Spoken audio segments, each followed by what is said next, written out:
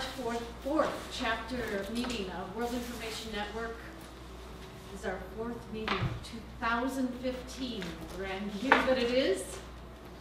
Been an interesting one so far, a little bitter cold here in the north. I'm going to quote an author that many of us have come to know and heard him speak. His name is Adil Pakivala. Very, very kind-hearted man. Deep inside the chest lies a quiet place where the soft whispers of conscience and wisdom reside, the heart center. In these antechambers, the spirit makes its home and has its deepest connection with the physical body. When we care enough to go within and listen, the heart center is always there to guide us. We do not enter life with our mind. We enter with our soul. We do not leave life with our mind. We leave with our soul. The babble of the babe and the senile gibber of the aged both contain the presence of the Spirit. The Spirit must guide our days, fill our hearts, reveal our Dharma. I'm clearing that, the essential function or nature of you as part of the order of the universe. Else our departure from life will be tinged with bitter regrets. The soul seeks to evolve, and after we are fully living our Dharma, even that is not the end. Now we are simply in tune with the reason for our soul's incarnation in this body. Now we are in communication with our spirit, yet spirit itself seeks growth and progress. Each of us seeks to exist for a divine purpose, and our inner nature knows all. Thus, delving into our inner and most nature is delving into the secrets of the universe. So I'd like to let you know that I quoted this from Fire of Life, a book that we so happily got from Mr. Adil. Yeah. So Perry, if you wouldn't mind reinforcing why we did the seed planting. Well, it's sort of a physical analogy, work in process of how things get manifested. Remember the thoughts being the seeds, right? You create the thought. Everyone can create a thought. You know you're a creator because you can create a thought. And a thought isn't exactly material as maybe you heard. It's sort of a precursor to the material world. It's like a subatomic particle when you create it. Okay? So, innate in the thought, as you remember, just as in any seed, is the very set of instructions for it to become exactly what it is. You didn't have to tell that seed how to become what it's becoming. Cilantro. It just does. Yeah. All you have to do is water it, maybe fertilize it to get it to grow a little bigger, faster, quicker. And it becomes what it is. And you'll also know that if you don't water and you don't fertilize, if you will, it won't grow. In fact, it'll die. If once you get it going, you stop. So it's a really good analogy on how to manifest something in your life. You think of the thought, that's the seed. Innate within the seed itself, thought seed, or any other seed, are the very set of instructions to become exactly what it is. You don't have to tell it how to become that. You just think the thought, the fertilizer of thought seeds that you plant in the garden of your mind are belief. That's the water. The water is belief for thoughts. The fertilizer is emotion. If you want it to come in bigger, faster, quicker, better. And all you have to do is let it become what it is. As you believe and you fertilize, if you will, with emotion, that almost contemporaneously fuels the desire to do. You know, first you be, then you do, then you have. That's the process. So you plant the seed garden of your mind. You believe it, or you probably wouldn't even hold that thought long enough to get any desire going. you put all the emotion you possibly can at it, and it becomes. And you've got to keep going at it. You can't just stop. I mean, but once you get things going, you know, you can do your occasional watering and fertilizing. And it becomes what it is. Likewise, whatever it is that you want in your life, you think of it, you believe it, you know it.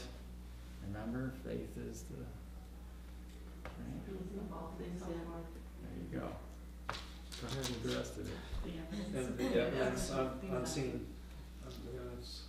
Something unseen. Who knows the whole verse? Faith is the Substance of things hoped for, and the evidence of things not seen. Right? Like I said. If you so in other words, if you have any belief, first of all, if you can think of it, it already exists. You know, right? If you have any belief whatsoever in whatever it is you're thinking of, that is per se the substance of it. And it is also the evidence that it exists. And it's on its way. Just keep watering and fertilizing. It's coming. And then you'll start doing things, and then you'll have it. But this is like a work in motion. Just like that seed is becoming what it is, but it requires some doing. There's no just thinking about watering the plant. It really requires doing. I mean, it wouldn't be much of a game if we just sat around and thought all day, probably. You know, I got to do something, right? That's how this dimension works.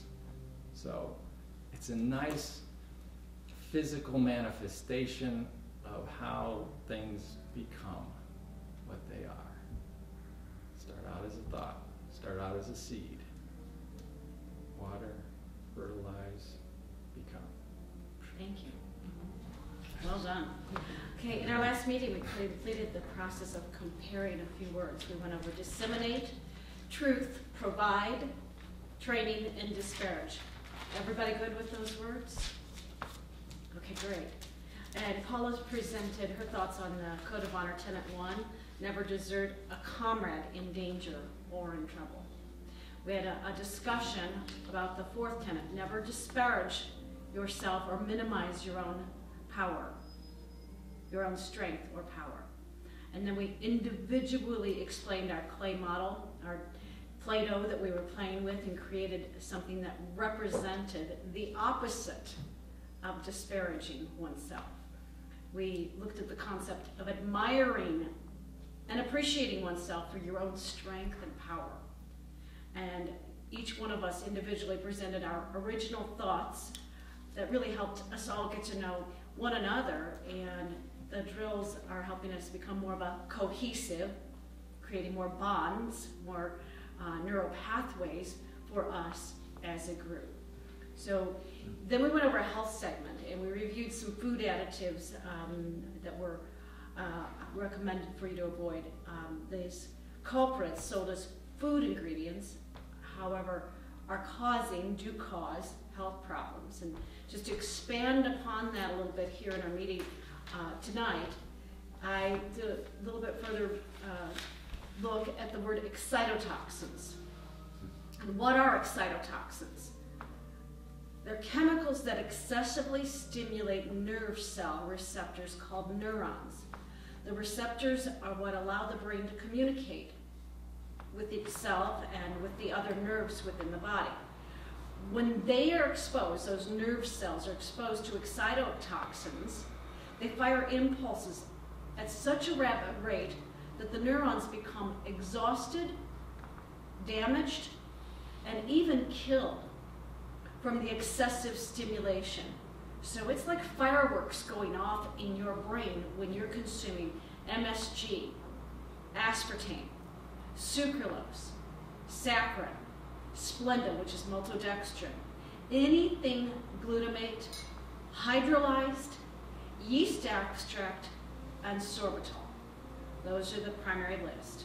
And I did a little more research and looked at the Wikipedia article about excitotoxins. This may be contributing to stroke, traumatic brain injury, hearing loss, neurodegenerative disease like dementia, old age senility, and worse yet, multiple sclerosis, Alzheimer's, Parkinson's, and ALS. So if, as a family here, if we can learn ourselves to help our own physical self stay away from and learn and identify these labels. I mean, when you go to the grocery store, it's really not that hard to grab bags in the point of purchase. It's right there. It's that cool bag sitting there for a bargain. And 3/4, if not more of the time, when I get one of those last minute impulse, grab it while I'm going by bags, I get home and my dear husband reads the label and throws it in the trash. What a bargain. We have a nice checks and balance system. It has a few fireworks to go along with it. I would prefer fireworks and items going in the garbage than to risk neurodegenerative disease, such as, which if you look back over the centuries, 100 years ago, there wasn't old age senility like it is now. There wasn't anything called Alzheimer's, ALS, or Parkinson 100 years ago. There's no record of it. It has to be something that is related to our more present time environment. And what's the environment that's common? Food. And what's happening in America with our food? Our food industry has been sneaking in for the past 50, 60 years MSG, aspartame, sucralose, saccharin, Splenda, maltodextrin, glutamate, hydrolyzed yeast, and sorbitol. Also, another big culprit, high fructose corn syrup, hydrogenated oils, canola oil, chlorine and fluoride in the water, sodium nitrates and sodium nitrites, as well as farm-raised fish. So these are just some basic things to keep bringing up, and the list will probably get longer as we just want to slowly keep adding information to our families so we're all making better choices. Yes? Excuse me, I was just another one I thought was Red 40. Yes, red dyes, yes. So we handed out a little sheet about alkaline foods. Has anybody made use of that list since we? Oh, good, Karen. Get on the fridge Yeah, good. to reference. Do you want to comment on making use of that list? Well, my pH is up.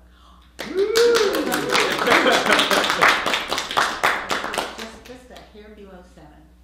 Excellent. Awesome. And it was 5.5, so that's a big jump. Wow, that's That is Huge. awesome. Yeah. Congratulations. Thank you. Absolutely. Do you guys, as a group, want to continue having this kind of segment within our meetings? Yeah. Oh, yeah. Okay, because I was thinking about doing the next big food industry culprit, flow agents and vitamins at the next meeting. Would that be something you'd be interested in? Okay. Oh, yeah. You know, I think what would be also a good thing is telling people what's a good item to buy that doesn't have. Alternatives, Oh, yeah. we're going to bring in examples.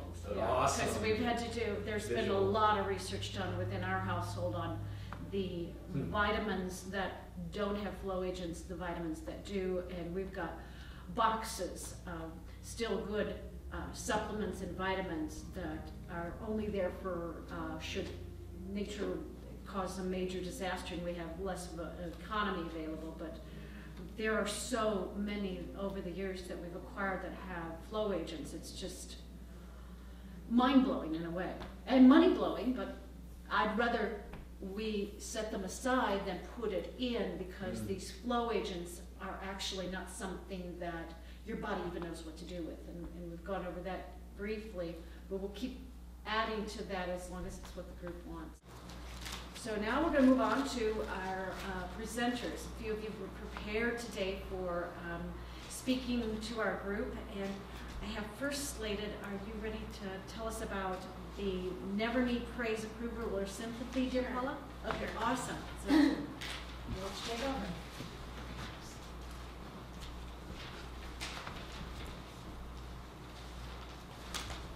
Okay, this is number 5 on the Code of Honor in our personal integrity book. It's called Never Need Praise, Approval, or Sympathy. So what does this mean? So I kind of broke it down into 4 parts. First, I looked up the word praise, and it's to commend for the worth of, and sometimes while it's nice to receive praise, it should not be the reason for doing something nice for someone, or doing the requirements of your job. Something that's kind of expected, or you should just do it. I kind of thought back when I was in school and I would work hard for good grades, and we always would bring our grade card home, but we never really received a lot of approval or praise from our mom, because there was 10 kids and she couldn't pick out one over the other. But it's how you felt inside. I felt if I did well and got good grades, I felt good. If I goofed off and didn't do my homework and I came out with a D, how did I feel? I felt terrible. So the next time I would try harder and maybe get that grade back up. The next word is approval. Now we all like to have approval for things, and when I looked up the definition, it says to have a favorable opinion of someone or of yourself. So here again, do you do something to receive approval, or do you do something that is nice for someone, or if it's your job or required of you? And sometimes I think, it's nice to pat yourself on the back for a job well done. But it shouldn't be, you shouldn't be doing it just to expect other people to say it. You should be doing it because it's the right thing to do. And sometimes you'll hear on the news where a fireman or an EMT or someone who has been honored for their bravery, they'll say they were only doing their job. It was not, or it was the right thing to do. They weren't doing it to receive praise or approval. So then I come to the last word, the sympathy. And this was kind of a hard one for me, because I'm thinking, how does this relate to the other 2 things? But when I looked it up, it's a noun that means a feeling of pity or sorrow for the distress of another or for yourself, or to feel or show pity. And this one here, I've really worked hard on, because a lot of times in life, things don't go our way. So what do? We have this pity party. And you're feeling sorry for yourself, and you're thinking, why me? Well, a lot of times when this all comes on me, sometimes when I lay down at night and you're getting your thoughts and everything, and I'm thinking, okay, this is crazy. Stop thinking this way. And I'll think, okay, now, I'm in a nice warm bed. There's a lot of people out there that don't have this nice warm bed. I've got heat in the house. There's a lot of people that are out there that don't have heat in their house. Then I'll think, okay, my kids aren't in any trouble, so that's good. There's a lot of people that have their kids out there that are in trouble. And you just kind of keep doing those things, and eventually you think, well, this isn't so bad. Life is okay. Keep going. And I just kind of talk myself out of having this pity party, and I'm not as bad as what I think. But then when I get right down to the final of it, I look at the word need. Now we all like to have praise, and we all like to have approval, and you don't want to get into the pity part, but the word need is what kind of stuck in my head. And that is something that a person must have or need in order to succeed or be happy. So to me, I think it's nice to receive praise and approval or sympathy for something, but it's not something that you need to have in life.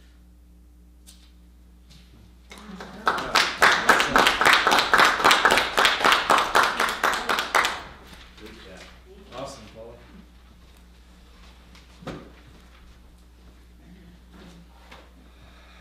Wow, thank you. Thank you. And moving on, Mr. Shepherd was going to look up some words. Are you ready? Yes. Great.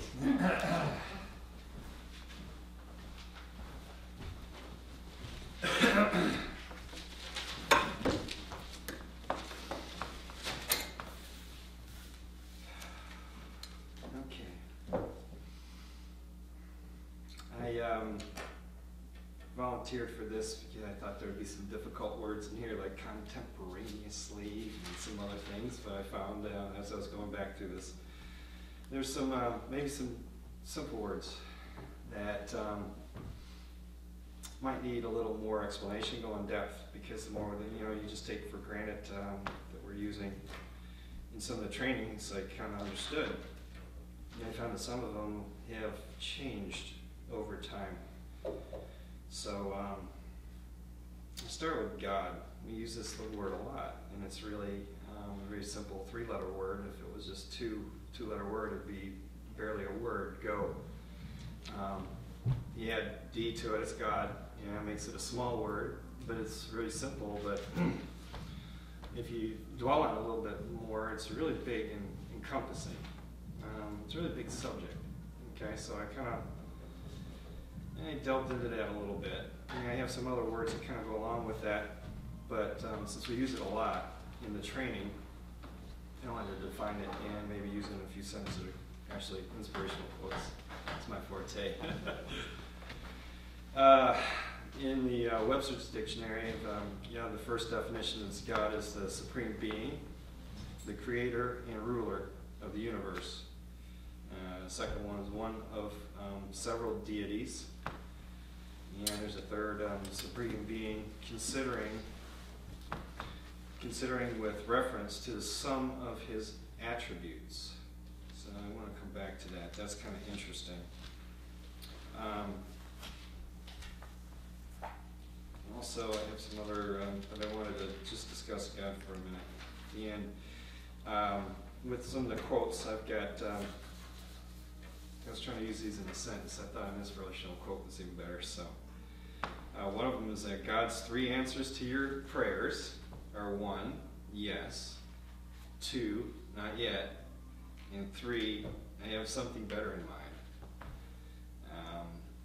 Another one is, if a Buddhist, a Hindu, a Muslim, a Catholic, and a Jew stood in front of God, who would you say he loves the most?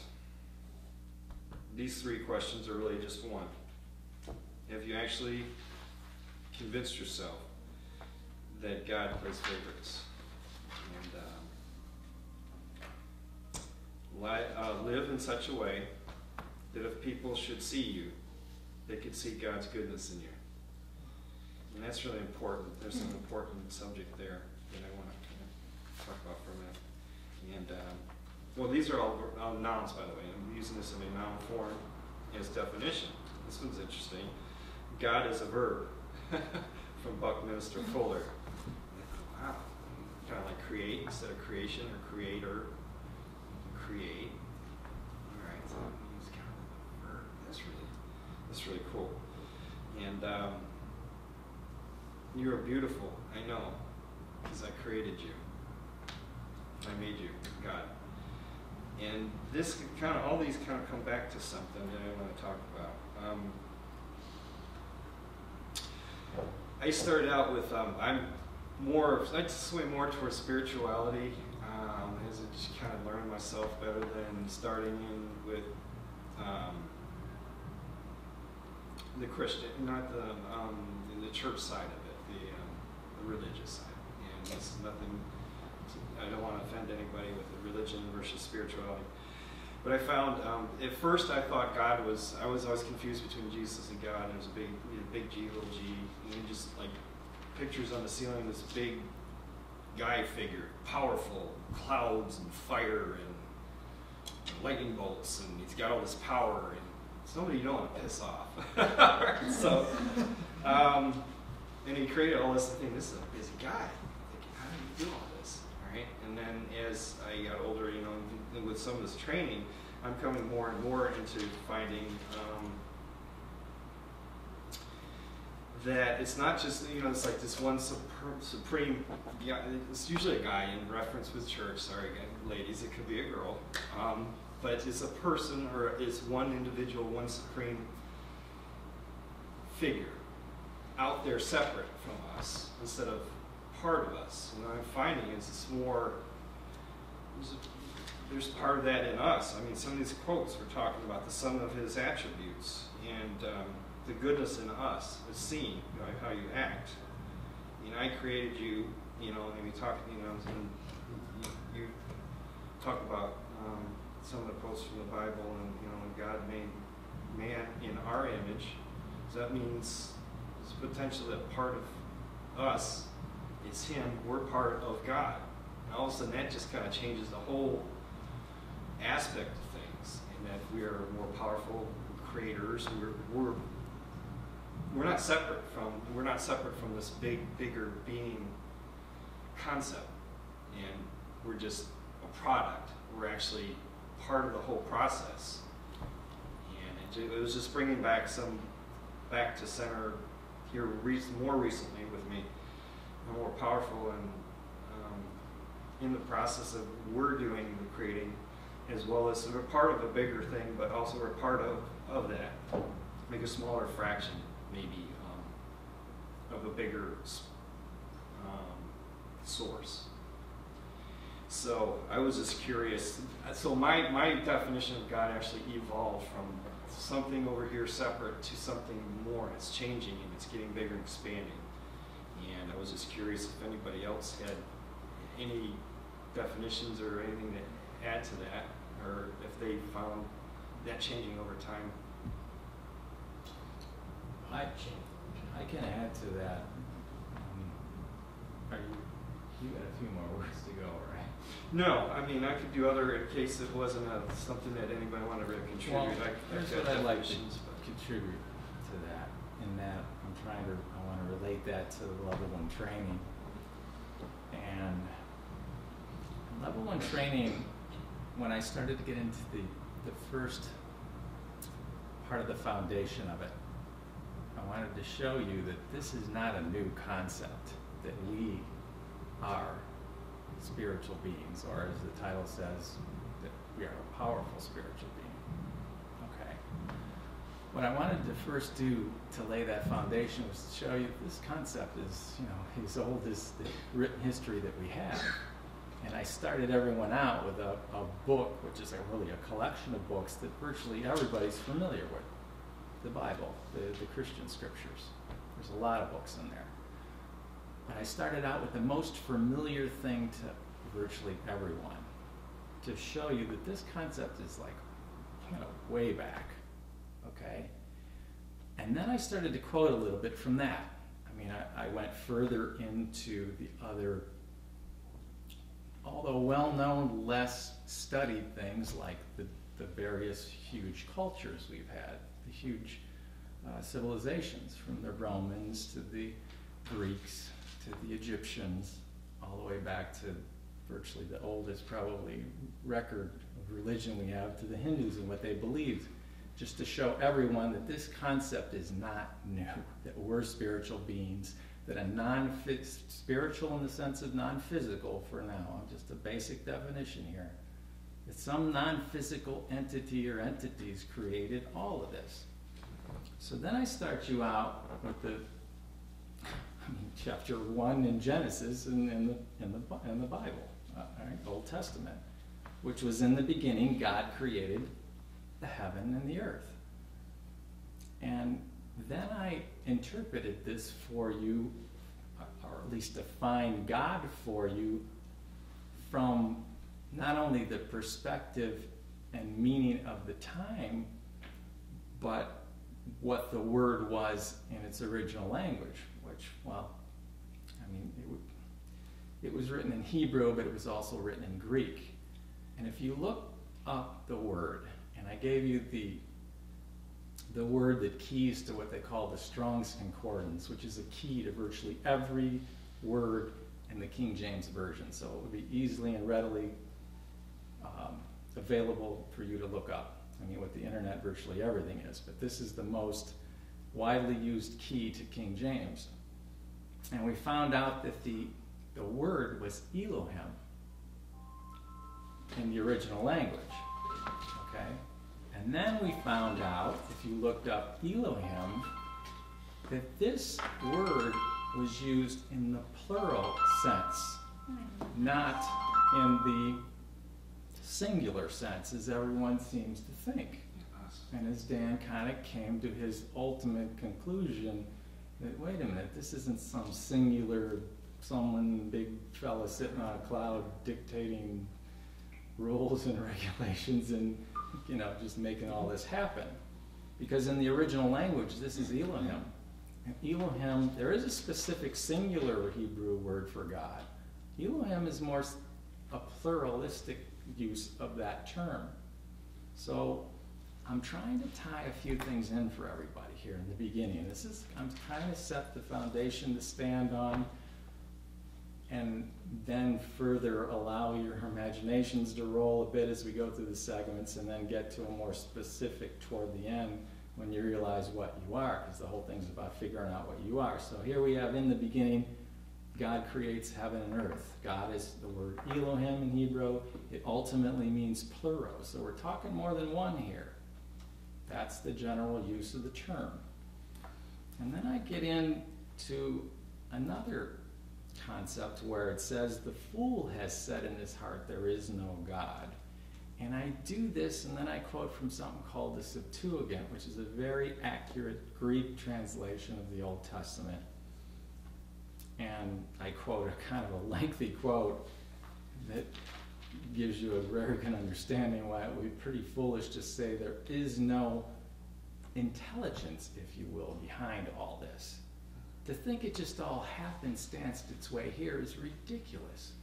Because even a blade of grass has an enormously obvious intelligence behind its very construction. I mean, I had a lot of atheists. If you want to be an atheist, that's fine, I guess. But I've had a lot of people who say, there's no God or creator. And maybe in the singular sense, I can understand their objections, sort of. But I said, and you can't prove there is. And I used to think, oh, really? Yes, I can. I said, consider this a minute.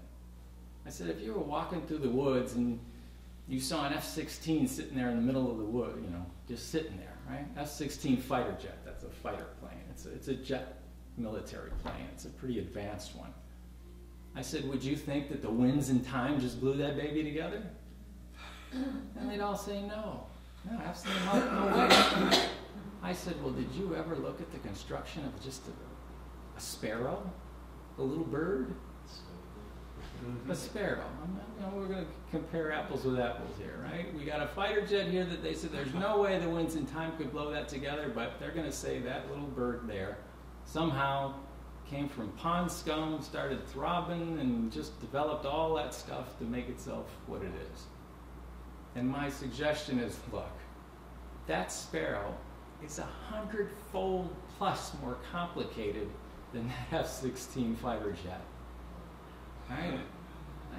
I'm just giving a few examples there. I might even publish that, because I wrote this back in the 90s, early 90s. But Navigation. I mean, if you were walking through the woods and you found a Rolex watch, any watch, I don't care if it's a Timex, would you think the winds and time just blew that together? No, they wouldn't in a million years, right? Or any of these things. I mean, just if you think about just the construction of a blade of grass, it's probably more complicated than those former trade centers that used to be up there before they got taken down. So there's a lot of examples of just simple things that people could do a little comparison, contrast. And then I go into a little bit about, all right, imagine this, right? I'm going to give you the Earth is here, it's in the right orbit, there's oxygen and all these other things here, and that's a big jump, right? Big, big jump. So you're going to tell me that lightning hits some pond scum, however they think it happened, it starts to throbbing, and suddenly it develops something else to take in energy and develops all these things necessary for life to get going. I mean, do you know how complicated these bodies are? They're unbelievably complicated. There's not a camera on Earth that can hold a candle to an eye. That just happened together, right? I mean, are you kidding me? So, I'm going off on a little bit of a tangent here, but the point is, initially, I'm trying to get people to understand what these words mean and why it's so important to look them up. Again, God, you can look all day in the dictionaries, and it's very amazing and admirable that you came around to suddenly you're a part of that. Most people won't. And then we look in the scripture and we find out Elohim meant plural. And then if we don't even got to get far out of the first chapter. I'm talking 3 minutes of reading here, right? That first chapter of Genesis. It might take a little bit of study to come up with the Septuagint, but there's a parallel verse in the King James. It's Psalms 14:1 to the Septuagint, which is just a parallel of that. But then we get into the next part that I go in, and here's where we get a clue that is meant in the plural sense. We get down here just the second chapter, or actually 126 here, and we find out it says, God said, let us. It didn't say let me do it. It said let us make man in our image, after our likeness. Now this is good, let this roll. So the idea here, I mean, this is a study on level 1 training, and I'm trying to give you guys the foundation of how this started out. So again, to expand on his word God, here with level 1 training, we have a word to give you the sense of the pluralness of it all. We have that word to expand, to look at the intelligence behind it all. That's why I quote, the fool has said in his heart there is no God, to give you an idea to really think about how much intelligence is behind all this creation in the background, right? I guess lightning and pond scum, right? Just anyway. And then we go to the next step, and that's to understand that this whole thing was made and put together and is held together by agreements. Now, I don't expect anyone to get that right off the bat, but those are the seeds that are getting planted right off the bat.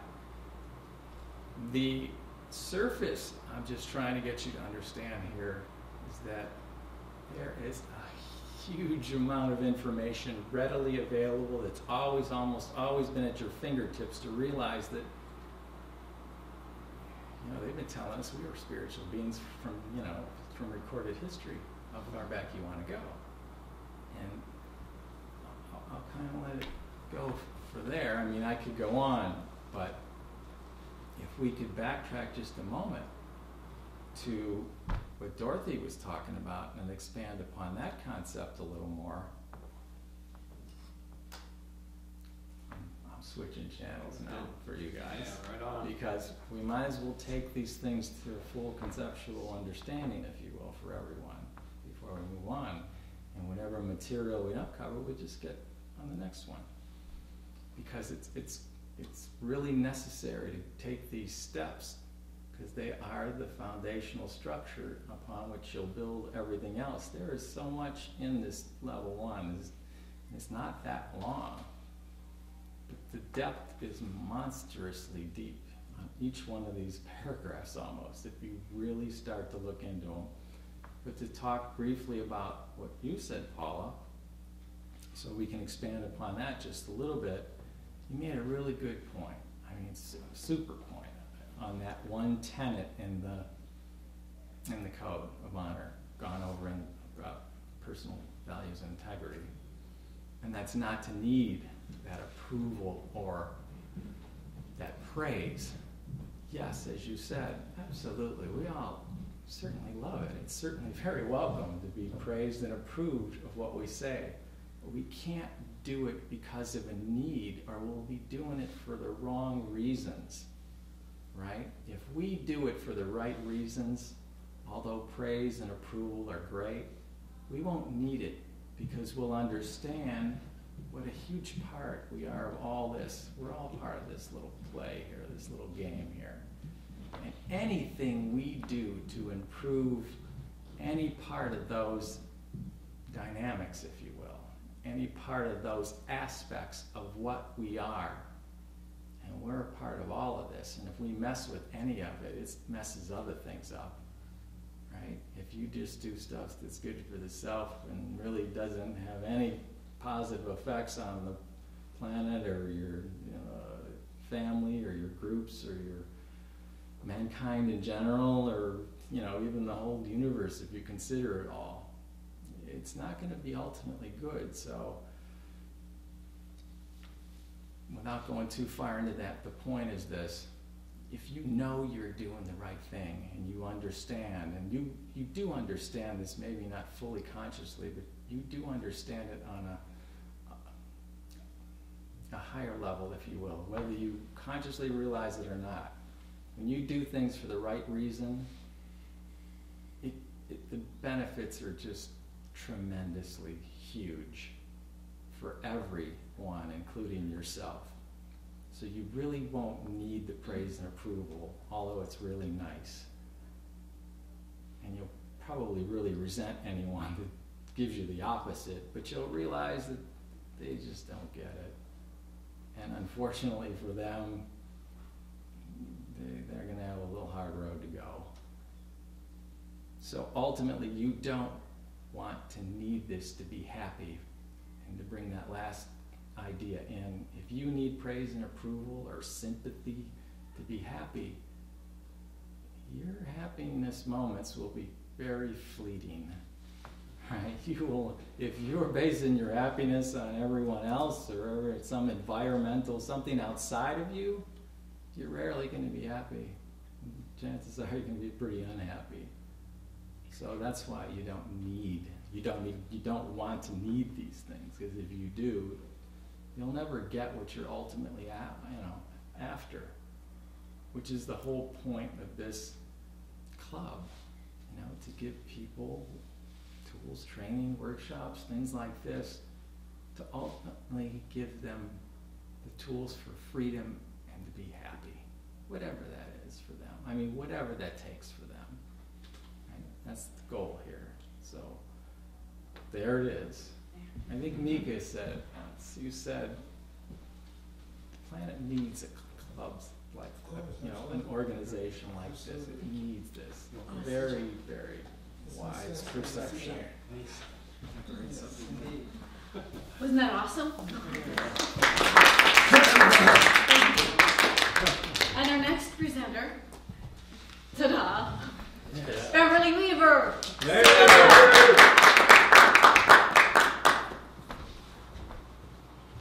And mine was supposed to be going into the second segment, doing the first 10 minutes. And thank you, because I trained you well. You just covered it all. That's perfect. That's what I'm sitting there going through my notes. Oh, you got that, you got that. Okay, I know what we're going to talk about now. All right, so how about this? We'll recap a little bit of the first segment. And basically, I'll go back over the title. You are a powerful spiritual being. And I broke that down into the words again. As you, the being, are, which is a verb, present, which really means singular, to be, live, or exist. Powerful, having great power, prestige, or influence. And we get back into the spiritual world again of adjective. Lacking material body, form, or substance. And you get synonyms of that of non-material, bodiless, non-physical. And being, the state or quality of having existence. Hence, you exist or live having great power, lacking a material body, and the state or quality of having existence. So that's sort of a recap of the first segment. And starting into the level one into the second segment of the first 10 minutes, thank you, Perry. It's great. What he's really actually trying to do is give you a historical and just kind of showing science that, yes, this is nothing new. This is something that's been around for a long time. We are spiritual beings. So he quoted Genesis 1:26. Then God said, "Let us make man in our image, in our likeness, and let them rule over the first of the sea and the birds of the air, over the livestock, over all the earth, and over all the creations that man along the realm." This is what God said. And again, the word for God in Hebrew is Elohim. And this means God is the creator and the judge of the universe. He made a lot of passages in the Bible as well. And let's see, I'll get into, I'm jumping around my notes because we already said some things here. Sure. Let's see. He also quoted Genesis 1, chapter 1, verse 26 and 27. And we also got into chapter 2, verse 7. And basically, those in a nutshell. And God said, let us make man in our image after the likeness. So God created man in his own image. In the image of God created he him. Made man, made him, made female, created them. And the Lord formed man from the dust of the ground, and breathed into his nostrils the breath of life, and man became a living soul. And soul, the word soul, is actually an English translation of the Hebrew word nephesh. So nephesh actually means instincts of the soul. And it also means every creating thing in the world has a nephesh, the bodily force that gives it life.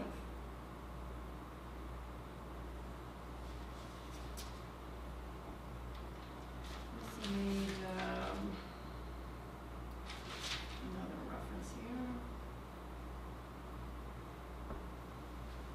Hebrews 11, chapter 11:3.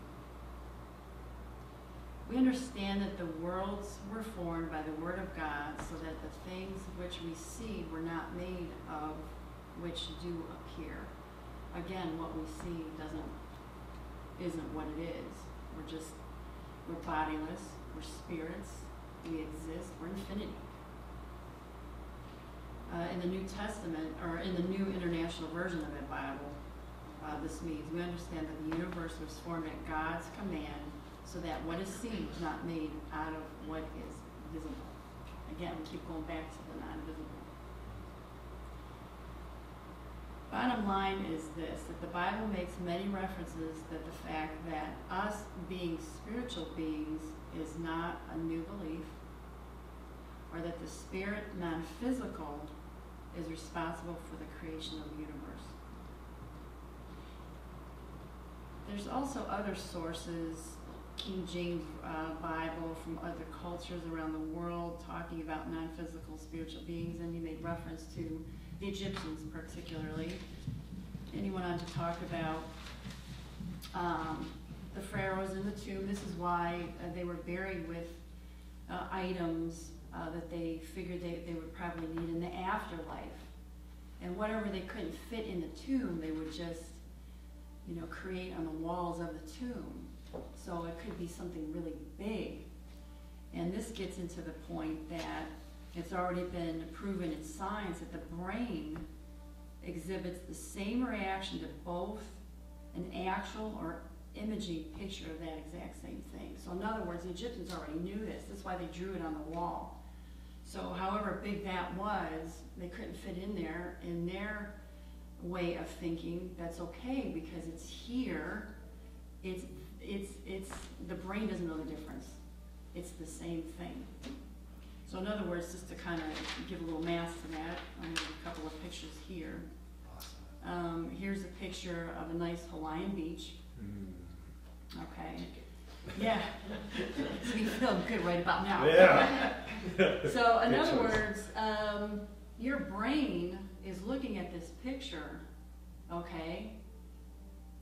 But it doesn't mean you have to be in Hawaii to see this picture. In your brain, you could be there already. That's right. So not only can you be there already, you can sit there and you can, I can sit on the beach and I can, feel the ocean, waves coming in, and I can feel the ocean, and I can feel the sun on my face, and I can smell the smells. And your brain doesn't know the difference. This is how powerful we are. And that's the point we're trying to make here. Another picture, Machu Picchu, everybody knows where that's at, Peru. Again, you don't have to be here. Your brain doesn't have to know that, I went to Peru, to know this is Peru.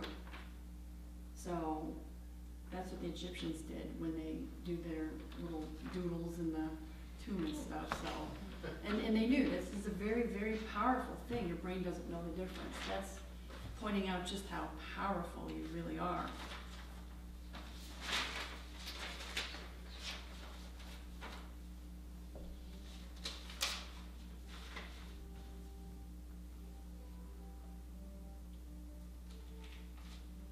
And you know, that's pretty much it. And I also want to give a little something just to kind of make it in today's thing. We had a really great thing this week. We were at Linda's last Saturday, and she was showing us her chair gym. And so I thought that was really cool. And Karen was really interested in it. And this goes back to the brain thing, because here's our brains working. And so they, Linda brought out the chair, demonstrated, and actually it's just a chair that sits there with some, looks like pulley system with some rubber bands, so you can just kind of work out and all that kind of stuff. And, you know, Karen really, really, really liked that. And I thought, wow, that's really cool. I'm gonna, you know, I'm gonna go on the internet, on eBay or something, try to find it really cheap for her. So the point being is, I was thinking about it, Karen was thinking about it, and next thing you know, I'm all excited because I did find it on the internet for like $85, and the chair is really worth $150. And but guess who had the best deal on the planet? Mr. Mike. He came home with it for $2.99. Perfect. So there you go. There was a lot of thought and energy and intention that, you know, was put out in that with our brains, and you know, she got her wish. She actually got that chair. So you manifested it. So there you go.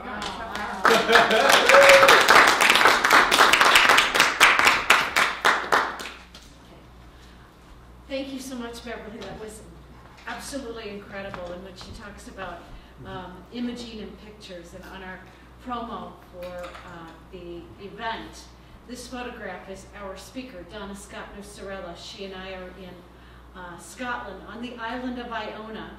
And we have just walked away from our hostel where we had just arrived, and she's facing the North Sea. We're facing out towards some islands, and this is a very special day. It took us a lot of planning, 3 ferries, travel over roads that were sometimes one-lane carriageway, dragged in a car that had a left-hand drive with a stick shift, and you've never had an experience so white-knuckled as coming across a bus on a one-lane road and have to find the pullover. Anyway, this is a special picture to me because, just like Beverly was saying, you can rewind. Well, I can rewind and feel that moment. And so that was why I picked that photograph, for sharing the energy, just so people could actually receive that special moment in preparation for our event this coming Saturday. Perry wanted to expand upon what we were already doing in the information on the level 1 training. So I'm going to turn it back over to Perry. Okay, so to expand upon what Beverly talked about, she took you just a little further down here into the segment. And she talked about defining a couple of things and then quoting a couple of things. So let me expand upon that so we get some more of the depth as you'll understand that almost all of this stuff has much deeper concepts behind just the surface. Remember, we started out to realize that word God was in Scripture alone. It was in the plural sense. And then the other Scripture quote was to let you realize that there is intelligence behind the creation of all of this. It didn't just happenstance its way here. There's intelligence behind it. And remember, we're trying to show everybody that you are ultimately behind this, that you're the powerful spiritual beings. Us together came into agreement to create all this stuff. And then I went into the part about, again, the agreements, and then she defined for you nephesh. And remember, in that quote that she just finished the quote that I talked about just before, the Dan, when I was commenting on Dan's thing, that he breathed into his nostrils the breath of life, and man became a living soul. And that when we looked up that word, soul, we came up with the word, Hebrew word, nephesh. And this is where it's important to go into references that,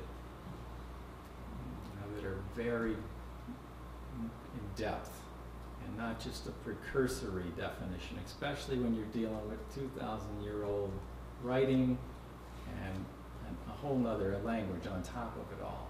You want to not only define it the way they did at the time it was said, but in the context, the meaning behind it 2,000 years ago. Because if people 2,000 years ago heard us talk with all our colloquialisms, and I said, hey, that's really cool, man, they would have no idea what that meant. What does that mean? He's cold? You got to interpret these things in the context of the time they were written, as well as get really good references.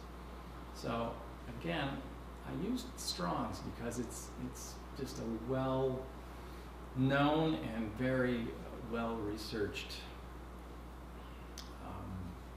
concordance or reference to these words. And Strong's had it to where if you still keep that plural thing in mind, that's why I'm telling you to keep that in mind as we go here, this plural thing. So God breathes into his nostrils, or these spiritual breens, if you will. You can't have more than one in one body. Each spirit gets its own body, although there may be arguments there, I guess. We won't go into that.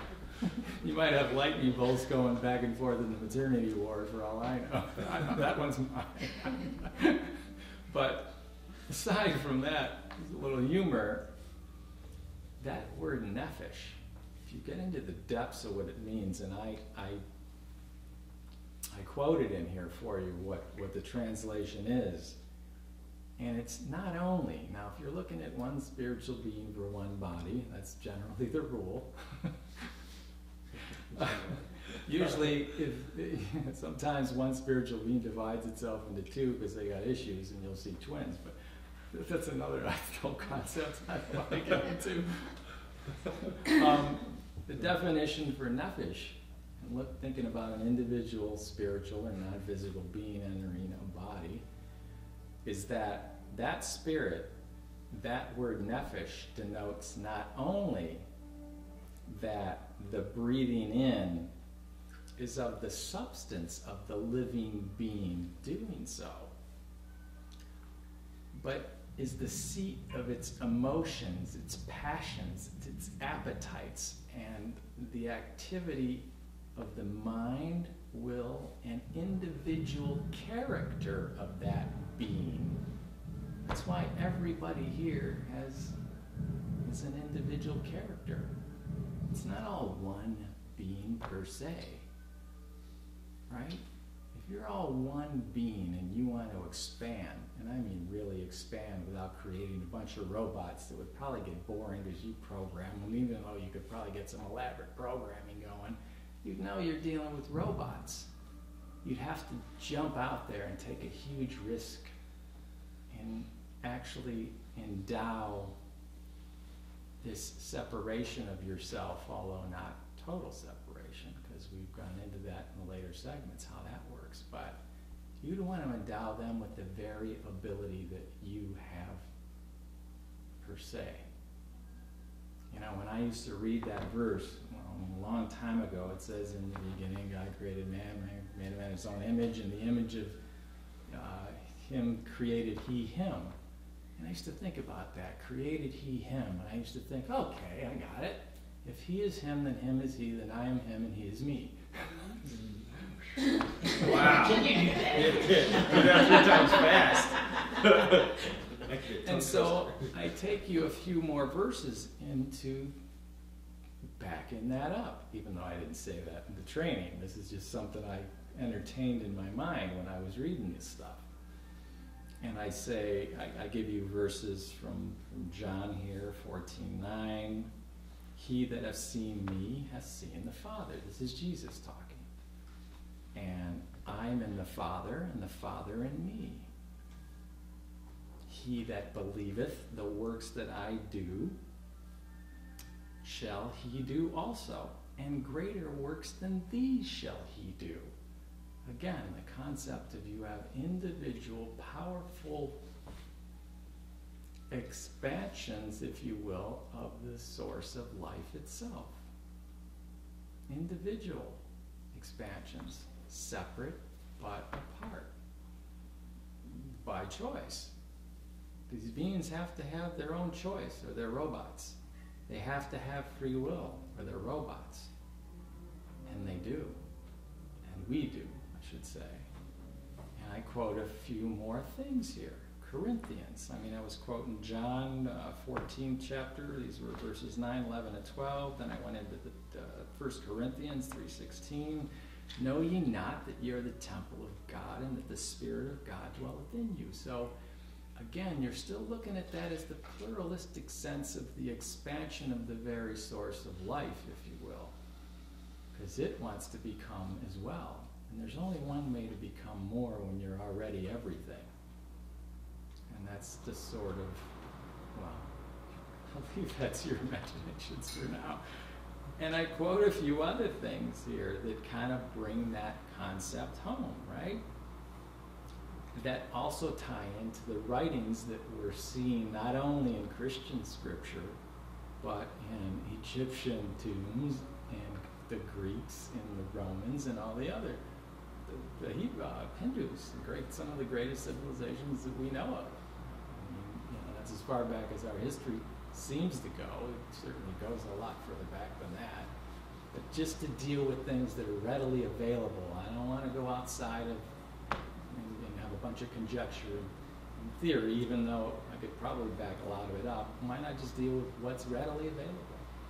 So then we know nephesh, to get into the depths of the definition from really reliable sources that are keyed specifically to the verses we're reading, and not just somebody's general definition, because that we need to go a little deeper than that. Again, we need to remember when we're interpreting something, we got to do it at the time it was written and in the way they understood it, and translate it into modern times the way they understood it, or we're not going to get it. So nephesh, we know that meant the very character of the being doing this. So that's why each individual here has its own character. We're all individual, yet collective, if you choose to be. So then we go from understanding the plural to the intelligence behind it, to the agreements to create all of this stuff, and now we know that the character of the very spirit that's in these temples of God, if you will, seek ye first the kingdom of God. I quote these things, neither shall they say, lo here, lo there. Behold, the kingdom of God is within you. Right? People take these verses and do what they will with them, but they should, here's the great reason why more in-depth definition should be looked for. And again, in the context of the time it was written and the way it was meant. And again, if it's in another language, you really got to do a little searching for really reliable references. And the older, almost invariably the better, before they got tainted by political correctness or whatever authority at the time didn't want something or another to be known. Again, nobody can hide this knowledge. You can't do it. Who would want to do it that has any integrity or honor? Right? There's another scripture about no one hides a light. It's a basket over a candle once they lit it. How silly. Let your light shine. Anyway, so we got that. We understand that the very character of the Spirit is in the temples, these vehicles we're having this little experience with in this dimension, this game we're playing. And then this whole thing has got such cohesiveness. You're going to all realize it after you read and listen to it about 472 times. But I'm just trying to jumpstart you, right? I read this stuff and even go deeper when I read it. Sometimes I read some of the stuff that I've already written, And I go, oh my God. Right? And I, so it's like you can always go deeper. So now we're to that point, and then you mentioned the imagination versus the reality. And I do make that analogy. When I get into the Egyptian stuff, it's pretty common knowledge for anybody that's done any studying of the Egyptian culture that they buried their dead with all kinds of stuff, from spoons and forks to elaborate stuff, right? And supposedly they all could use this after they passed, right? I mean, like I said, I saw all this when I went to the King Tut exhibit once. All kinds of cool stuff was in his tomb. From everyday regular stuff you'd use to chairs, to furniture, to elaborate stuff. And the things that couldn't fit in the tomb as you were going over, they would paint on the wall somehow, right? And that was supposedly as good as the real item. And that was a side note. That was just a little planting of a sort of seed for you. So up the road a bit, you kind of get the analogy like in this next level when I'm going to go into how the mechanics work, even though I gave you a lot of the mechanics right here in this level 1 stuff.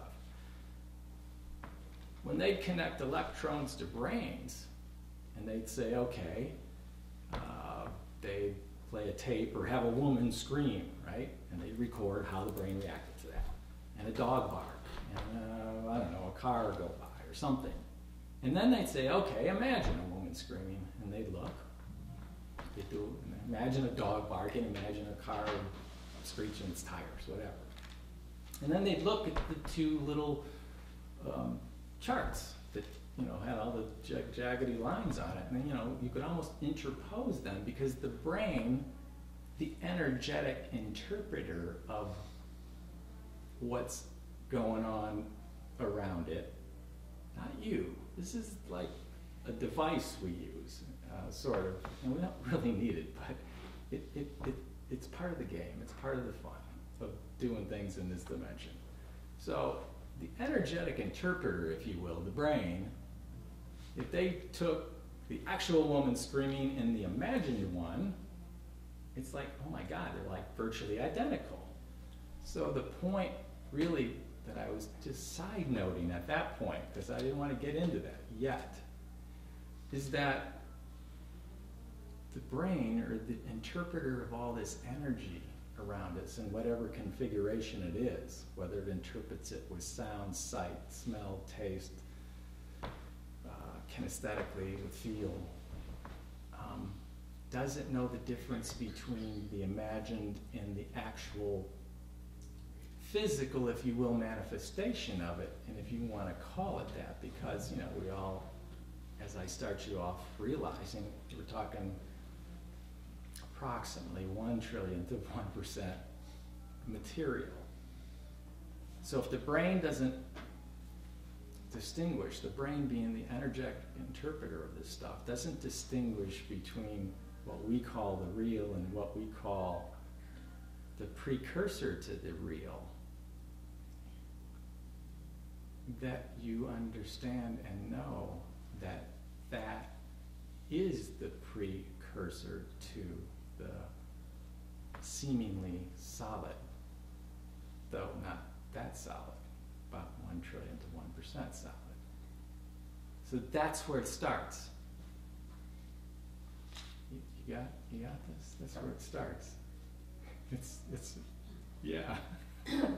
It starts in your imagination, all right? I mean, it's a little further down the road than the actual start. I mean, it starts with sort of a consideration, and a lot of things happen very quickly at that point, but which we'll get into in this next level too. We're going to get into the whole mechanics of it, and then we'll get into blowing all the stops up that are preventing this stuff from happening the way you want it. But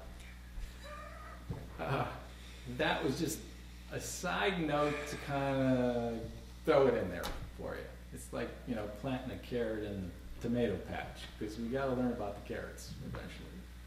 You with me there, Linda? Okay. You ready? Oh, Wrap up? Not yet. Wrap up? And then I went further into that, and still expanding upon what Beverly talked about, to bring it around to, okay, you got all this stuff, but there's something behind all that, right? There's something behind it. Because this is the precursor to the material world, if you will.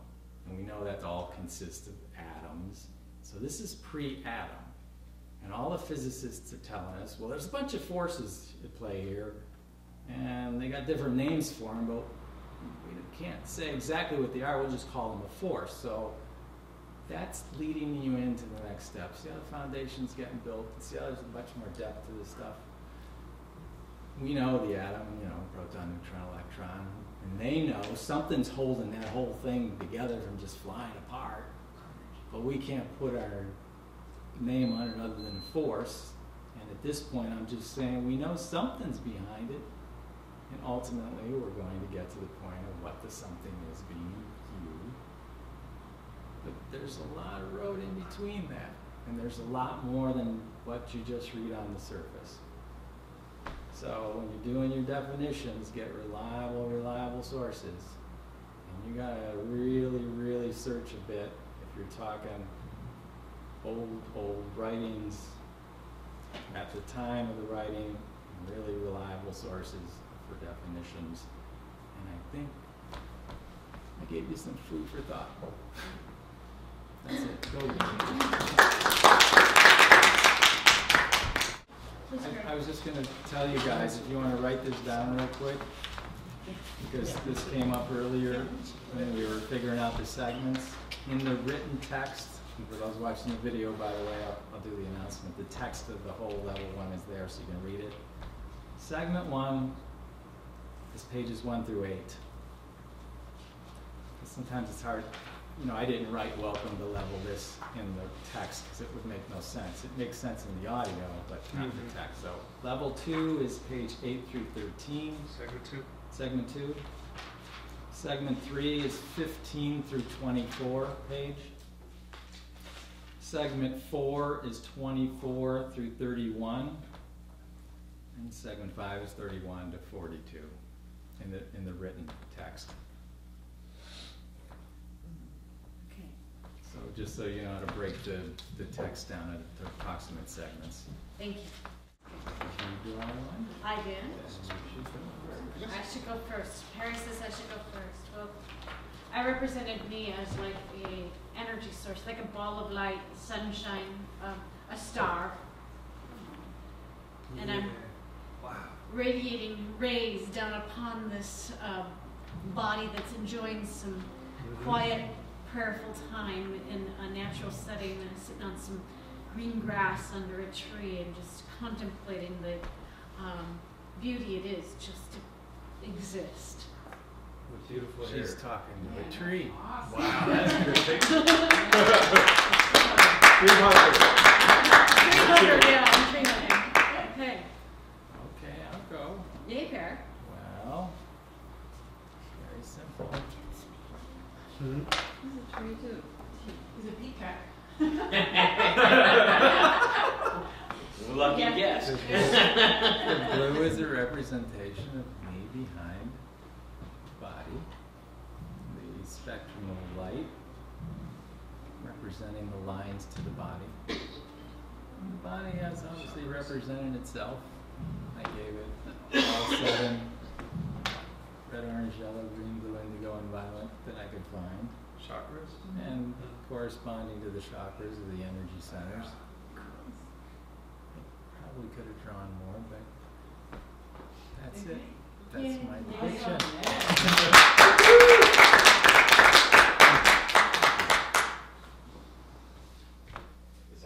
Go ahead, Yay, Mark. I decided that I would have like an energy, not source, but transmission, where I'm sending out great energy waves out. And I just made myself this person with a smiley face because I like to smile. And then it was a little difficult for the appreciation factor, but again, I feel energy, you know, and that energy is what I want and that I want to give. I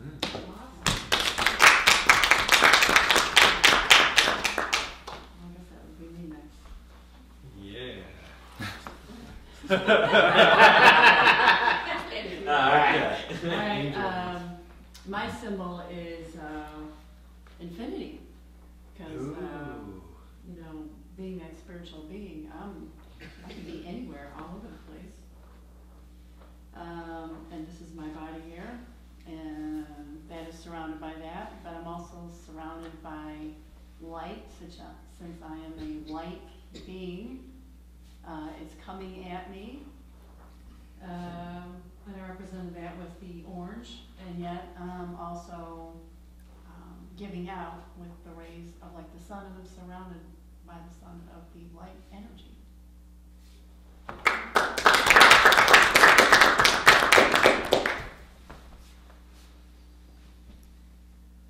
Next.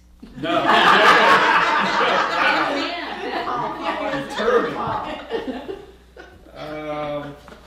Okay, this is supposed to be me as a sunflower, and we know if you've seen these, they have a very strong, the bigger they are, the stronger the stalk. You have to be very, very strong to hold up such a powerful thing. And you got some seeds here. It's my version of seeds here, you know, on the front. That's like a huge array of solar array. You know, that's how they pick them up. It's really cool. It picks up the sun's energy. But I'm blowing off some of the seeds here. And this is an ocean. I had the beach thing, you know, with Beverly earlier. So I had this beach thing and the ocean thing going on. So this these swirly marks are blowing a breeze in my seeds of that I'm sharing, that I'm learning and growing to others. You know, it's floating through the ocean here to an island, which I guess the island would also be me. So I'm full of appreciation to me and others. And this is supposed to be a palm tree, the purple here, but it's almost kind of turned out like the I'm seeing a lot this recently everywhere. It's a symbol of the saints, New Orleans saints, called it's French Le Fleur or something. And it's a really heavy meaning, I think. I've seen it. You have one on your wall, and I see it everywhere. I like to look into that some more. A lily, But I it's- mean? Yeah, this is a palm tree, but it kind of looks like that saint's whatever Okay. symbol, you know. And there's also like I think Boy Scouts. I've seen it every a bunch of different places. But these are the seeds washing up on shore, and to me and then to others, I guess. I'm trying to share everything I'm growing and learning with those that will receive it, that want to receive it. Wow, that's awesome.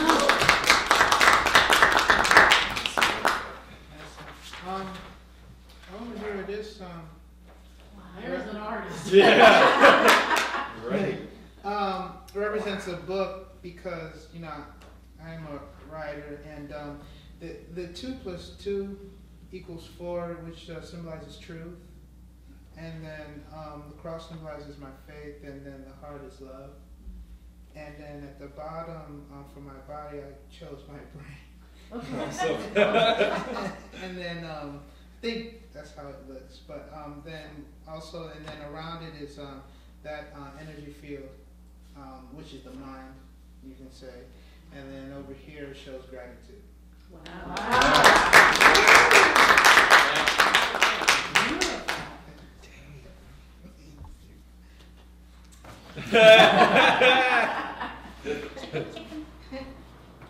This is me, the heart.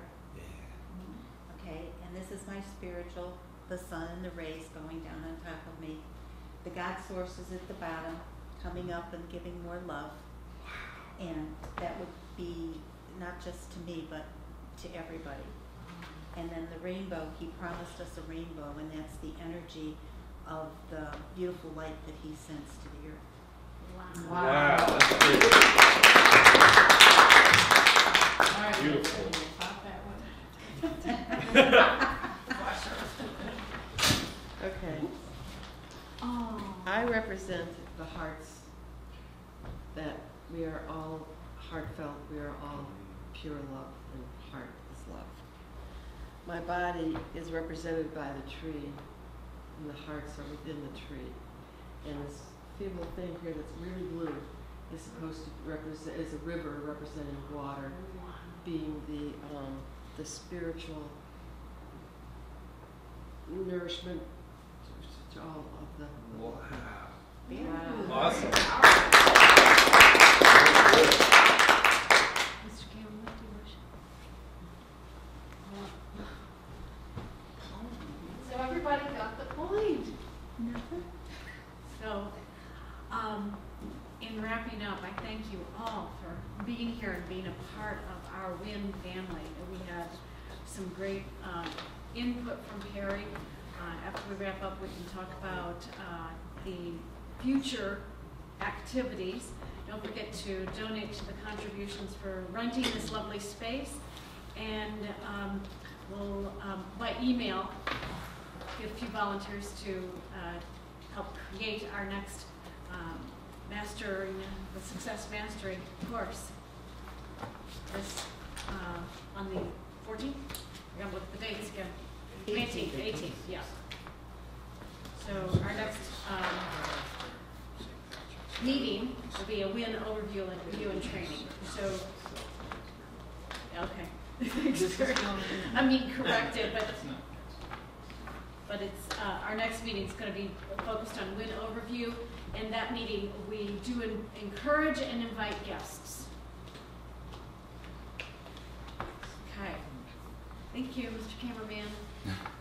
You're appreciated and loved.